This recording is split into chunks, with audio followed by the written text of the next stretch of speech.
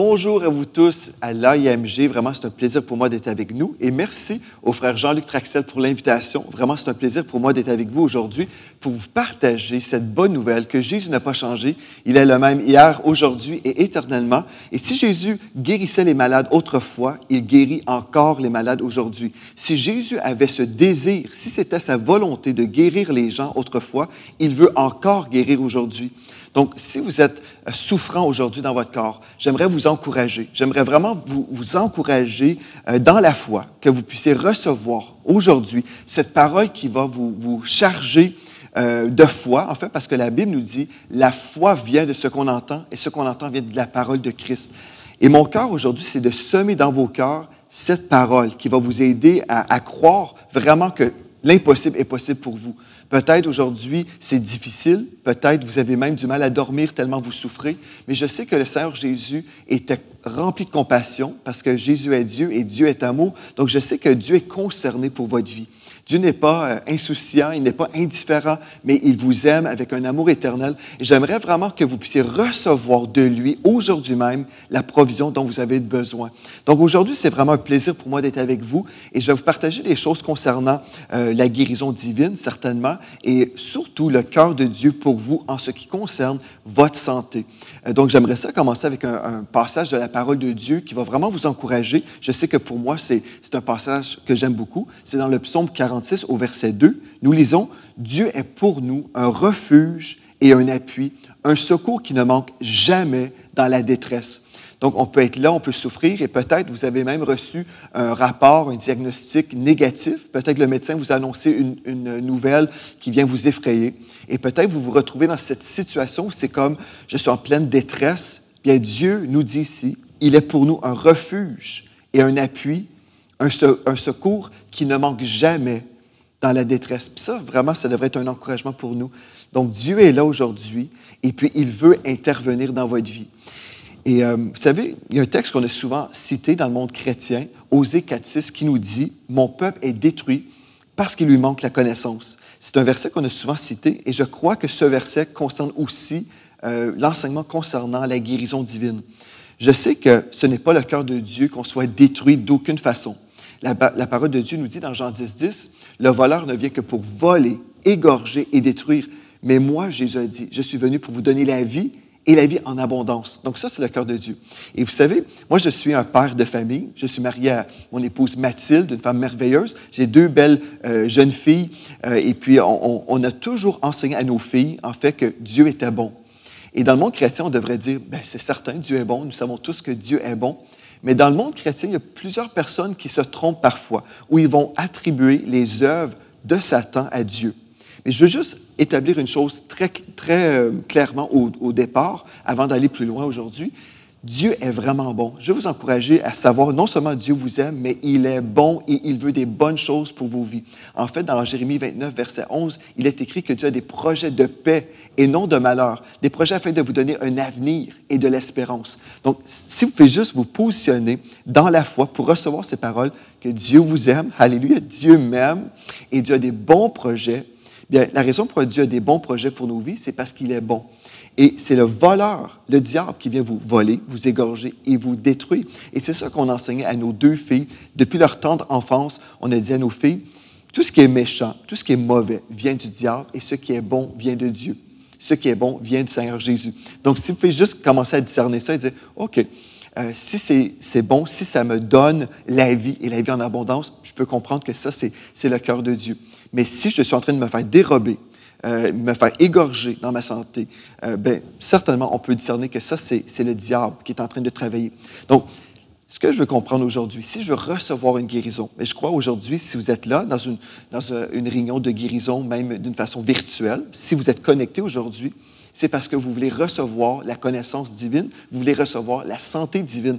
Et puis moi, je veux m'accorder avec vous. Et je sais que le frère Jean-Luc Traxel aussi est d'accord que le Seigneur veut vous guérir aujourd'hui. Donc, Osée 4.6 nous dit, « Mon peuple, le peuple de Dieu, est détruit. » Pourquoi? Parce qu'il lui manque la connaissance. Peut-être vous ne le saviez pas que Dieu vous aimait vraiment à ce point-là. Mais je veux vous inviter à comprendre aujourd'hui, il vous aime avec un amour éternel. Une autre chose, la parole de Dieu ne dit pas, « Mon peuple est détruit parce qu'il lui manque de la puissance. » Non. En fait, nous avons l'autorité. Ce n'est pas un manque de puissance, c'est un manque de connaissance concernant le cœur de Dieu pour notre guérison, pour notre santé. Et si je ne connais pas ce qui m'appartient, par exemple, je ne pourrai pas livrer le bon combat de la foi pour recevoir la guérison ou pour vivre dans la santé divine. Donc aujourd'hui, je veux vous encourager à supprimer certains blocages qui règnent dans le corps de Christ, qui nous empêchent en fait de recevoir vraiment le cœur de Dieu pour nous. Et vous savez, si aujourd'hui vous êtes en pleine forme, ben moi je dis gloire à Dieu. Si vous êtes en santé, gloire à Dieu. Et c'est merveilleux également de s'exposer aux enseignements de la guérison divine parce que, vous savez, souvent je l'ai dit comme ceci, c'est plus facile bâtir un bateau de foi quand il fait beau, quand il fait soleil, que quand nous sommes dans une tempête.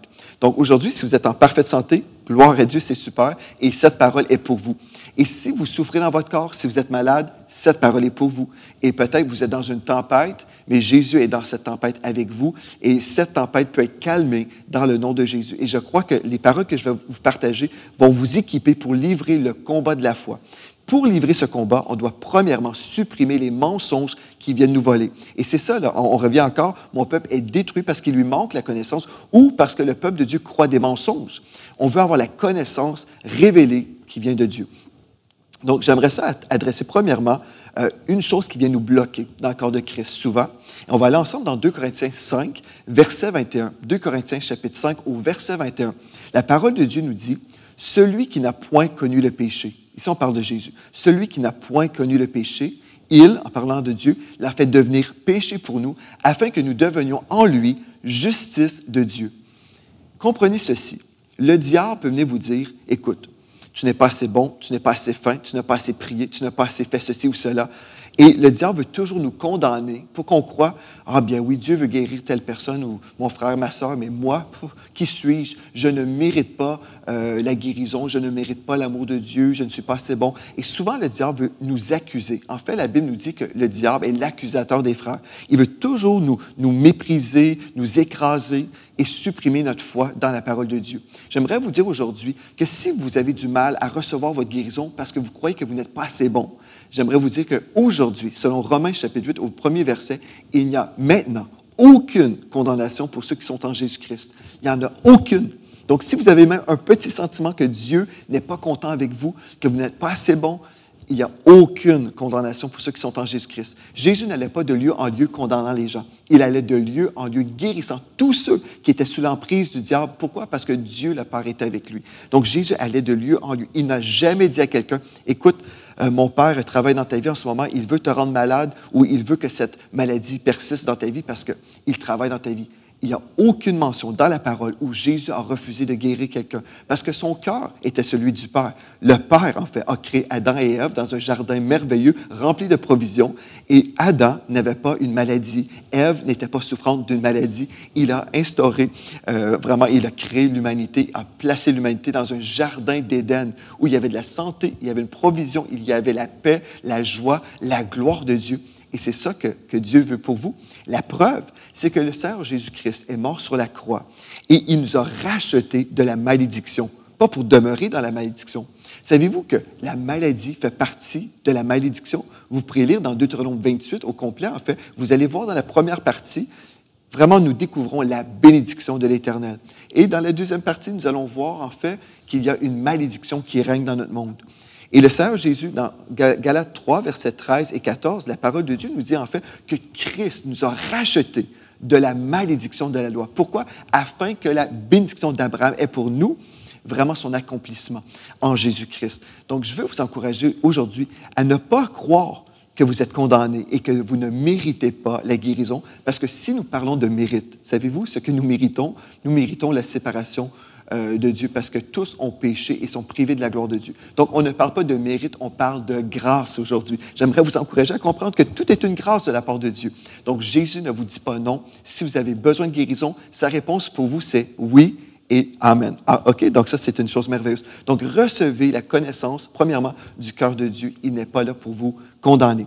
Si vous êtes condamné et puis vous dites, ben moi, pasteur Joël, par contre, je sais qu'il y a des choses dans ma vie qui ne sont pas correctes et puis je suis en train de me rendre malade par ma vie, par exemple. bien, vous pouvez arrêter tout ça. Là. Vous pouvez vous repentir. Vous repentir veut simplement dire changer d'idée. OK, j'étais en train de me détruire, peut-être par l'alcoolisme, et puis là, vous étiez en train de vous faire du mal. Bien, aujourd'hui, recevez votre délivrance au nom de Jésus, tout simplement. Et repentez-vous. Ça ne veut pas dire que vous allez vous jeter par terre, pleurer, crier pour que Dieu ait pitié de vous. Dieu a déjà eu pitié de vous. Il vous a envoyé son Fils Jésus. Donc, ce que vous faites, vous dites, Seigneur, je te demande pardon, je me détruisais par ma vie. Aujourd'hui, je tourne la page et je veux marcher avec toi. Et puis, Seigneur va vous pardonner, vous purifier de tous vos péchés et vous allez avancer dans la joie et dans la paix sans aucun sentiment de condamnation. Et je crois juste ce premier point qu'on voit ensemble peut vous libérer. Peut-être juste ça, là, c'est assez pour vous de dire, OK, Seigneur, je cesse de me mépriser, je cesse de refuser la guérison, mais j'accueille ton amour, j'accueille ta guérison maintenant, dans le nom de Jésus. La deuxième chose aussi que j'aimerais adresser avec vous, c'est que Dieu veut que vous soyez malade. Il y a plusieurs chrétiens qui croient que Dieu se sert de la maladie pour nous enseigner quelque chose. En fait, si on va dans la parole de Dieu, dans 2 Timothée, chapitre 3, au verset 16, 2 Timothée, chapitre 3, au verset 16, nous lisons un texte que vous connaissez certainement, mais que je vais lire maintenant. Le texte nous dit « C'est toute écriture est inspirée de Dieu et utile pour enseigner. » Plusieurs personnes s'imaginent que Dieu va utiliser, par exemple, le cancer, le diabète, pour nous enseigner quelque chose. Bien, en fait, le cancer, ce n'est pas l'école de Dieu. L'école, ou la façon que Dieu va nous parler, nous enseigner, c'est par sa parole, tout simplement. Toute écriture est inspirée de Dieu pour enseigner, pour convaincre, pour corriger, pour instruire dans la justice, afin que l'homme de Dieu soit accompli et propre à toute bonne œuvre. Donc, la parole de Dieu, révélée par le Saint-Esprit, c'est la façon que Dieu va nous enseigner ses voies. Ce n'est pas par un cancer, ce n'est pas par un diabète, ce n'est pas par des accidents de voiture. Certainement, on peut se retrouver à l'hôpital et puis Dieu peut nous parler à l'hôpital. Des fois, les gens vont dire, bien, Dieu m'a parlé quand j'étais malade. Certainement, Dieu nous parle constamment. Mais il n'a pas besoin d'un lit d'hôpital pour vous enseigner qu'il vous aime, qu'il veut vous guérir. Vous pouvez croire ça maintenant sans tomber malade. Est-ce que vous êtes d'accord avec ça? Donc, ne pensez pas que Dieu veut que vous soyez malade. Je l'ai déjà cité, on va aller ensemble dans Actes, chapitre 10, au verset 38, où nous lisons, « Vous savez, remarquez bien, j'aime ça comment le texte commence, « Vous savez comment Dieu a oint du Saint-Esprit et de force Jésus de Nazareth, qui allait de lieu en lieu, faisant du bien et guérissant tous ceux qui étaient sous l'empire du diable, car Dieu était avec lui. » Et je me souviens, j'ai eu une conversation avec quelqu'un dans ma famille, il y a plusieurs années maintenant, et puis cette personne me disait, « Bien, je ne suis pas certain que Dieu veut qu'on soit toujours en santé, parce que je pense à l'apôtre Paul qui avait une écharpe dans la chair, je pense à Job, par exemple. Et on a toutes sortes d'explications. Et quand on prend le temps, on peut s'asseoir et examiner chacun de ces passages-là. Et en aucun temps, on peut prendre ces histoires-là pour dire que Dieu a changé d'idée. Non, on peut juste comprendre, étudier en fait, prendre le temps. Et puis on a fait des écoles d'enseignement sur la guérison pour décortiquer ces passages qui ont souvent neutralisé la foi des gens. Mais en fait, l'apôtre Paul, l'écharpe dans la chair, savez-vous c'était quoi? La Bible nous dit très clairement, c'était un esprit, un ange de Satan envoyé pour l'empêcher d'avancer dans son ministère. C'était vraiment une opposition à son ministère. Job a dit dans Job 3, verset 25, en fait, « Ce que je crains, c'est ce qui m'arrive. Ce que je redoute, c'est ce qui m'atteint. » Nous savons très clairement que Job, en fait, même s'il est un homme de Dieu, même s'il aimait Dieu, il avait ouvert une porte légale, un accès légal où Satan a pu venir dans sa vie et le terrasser. Mais on a vu le cœur de Dieu à la fin de Job. Ce qui s'est produit, Dieu l'a béni doublement lorsque Job a fait une semence de prière dans la vie de ses amis. C'est merveilleux. On peut voir la loi spirituelle des semences et des récoltes dans la vie de Job. On peut découvrir le cœur de Dieu pour Job. Il voulait le restaurer. Il voulait qu'il soit béni. Même s'il avait tout perdu, heureusement, Job n'a jamais maudit Dieu. Mais nous savons que tout au long de notre étude biblique, on peut des fois avoir des questions. Mais si jamais vos questions vous empêchent de recevoir la guérison, mettez ces questions de côté et dites, Seigneur, je ne veux pas élever mon cerveau au-dessus de ton nom. Des fois, les chrétiens sont là et se disent, bien, moi, je dois tout comprendre avant de croire. Savez-vous, moi, j'ai compris que mon cerveau n'est pas mon Dieu. Il y a des choses que je ne comprends pas. Et c'est correct, je n'ai pas besoin de tout comprendre. Je n'ai pas besoin d'être capable de répondre à tous les mystères possibles. Je crois ce que la parole de Dieu a dit. Et c'est tout, c'est suffisant pour moi. Au lieu d'inventer des théologies pour expliquer tous les mystères, non, mon Dieu est tellement grand, tellement glorieux, il ne rentre pas dans ma petite tête. Non, mon Dieu est plus grand que je suis. Donc, je choisis de croire la parole de Dieu, Mais je ne pourrais pas prendre la parole pour dire, non, Dieu, des fois, veut qu'on soit dans la souffrance. Dieu est en train de travailler dans nos vies par une maladie. Parce qu'en fait, la maladie, la Bible nous le dit très clairement dans Deutéronome 28, la maladie fait partie de la malédiction. Donc, Christ, Galates 3,13 encore, Christ nous a rachetés de la malédiction, pas pour nous replonger dans la malédiction, mais c'est pour qu'on soit dans la bénédiction de l'Éternel. OK? Donc, ça, c'est une deuxième chose que je voulais vous partager. Premièrement, vous n'êtes pas condamné par Dieu. Deuxièmement, Dieu ne veut pas vous faire souffrir par la maladie. Et troisièmement, ça, c'est une grande chose. Troisièmement, nous sommes souvent passifs dans le corps de Christ, donc on est dans l'attente que Dieu agira un jour. Et vous savez, la foi, là, c'est maintenant. Ce n'est pas demain matin, mais c'est aujourd'hui. Je peux croire maintenant. Savez-vous pourquoi on peut croire maintenant pour la guérison? C'est parce que Christ l'a déjà fait. Et oui, des fois, les gens sont là et ils vont dire, bien là, je prie, ça fait longtemps que je prie pour recevoir telle guérison. J'ai besoin d'une touche dans ma vie et j'ai hâte que Dieu se décide. Bien, j'aimerais vous annoncer une autre bonne nouvelle aussi. Dieu le Père s'est déjà décidé, il a déjà envoyé son Fils Jésus-Christ mourir sur la croix pour payer la dette, non seulement de tous vos péchés, mais de toutes vos maladies. Dans le psaume 103, au verset 3, nous lisons que c'est lui qui guérit, qui pardonne toutes nos iniquités. Donc, il pardonne tous nos péchés. C'est lui qui guérit toutes nos maladies. Ça, c'est le psaume 103, verset 3. Donc, c'est lui, il supprime toutes nos iniquités, gloire à Dieu. Il n'est pas là pour garder en note nos péchés, mais il supprime tout ça, il pardonne nos péchés et il guérit toutes nos maladies. N'est-ce pas merveilleux de savoir ça? Donc, si c'est vrai, là, je n'ai pas besoin de remettre à demain, en fait, ma guérison. Je vais vous lire un texte dans la parole, dans 1 Pierre, chapitre 2, verset 24.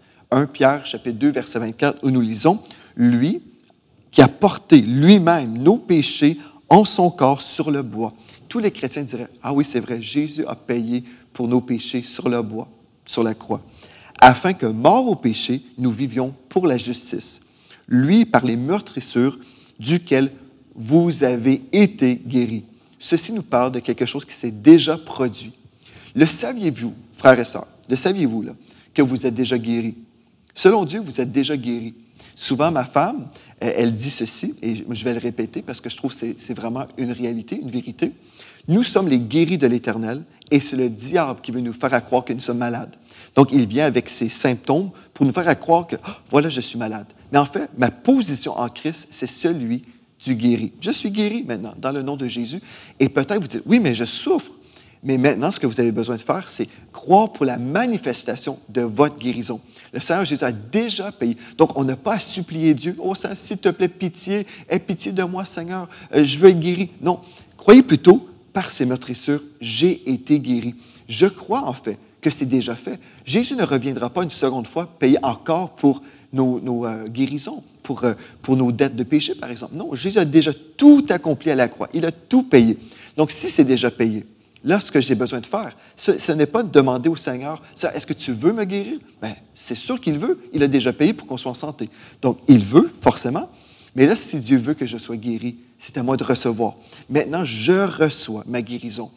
Et vous savez, il y a toutes sortes de personnes, des fois, qui se posent la question, mais pourquoi telle personne n'a pas reçu? Pourquoi Dieu n'a pas guéri telle ou telle personne? Comprenez ceci. Si Dieu a payé le prix, OK, pour tous les pardons, il a aussi payé pour la guérison. Donc, c'est toujours juste une question de réception. Ce n'est pas une question que Dieu ne veut pas pardonner telle personne ou que Dieu ne veut pas guérir. C'est vraiment une question de réception. Voulons-nous recevoir aujourd'hui la guérison? Et si on se rappelle toujours du cœur de Dieu, Jésus n'allait jamais de lieu en lieu en condamnant les gens, en disant « Ah, si seulement tu avais plus de foi. » Jésus ne passait pas son temps à juger les gens.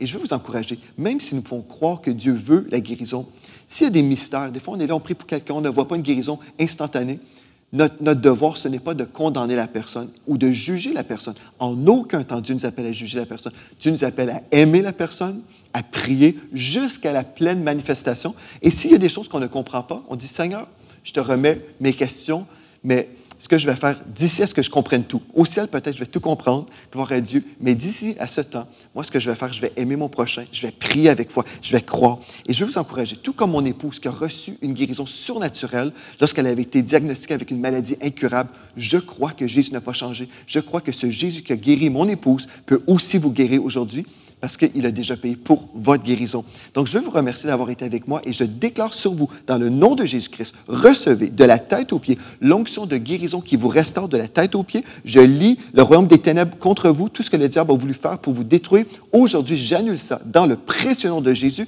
et je déclare le shalom de Dieu sur vous. Rien de brisé, rien de manquant. Dans le nom de Jésus, amen et amen. Merci, frère Jean-Luc, de m'avoir invité. Et puis, d'ici à la prochaine fois, je vous dis à vous tous, soyez richement bénis.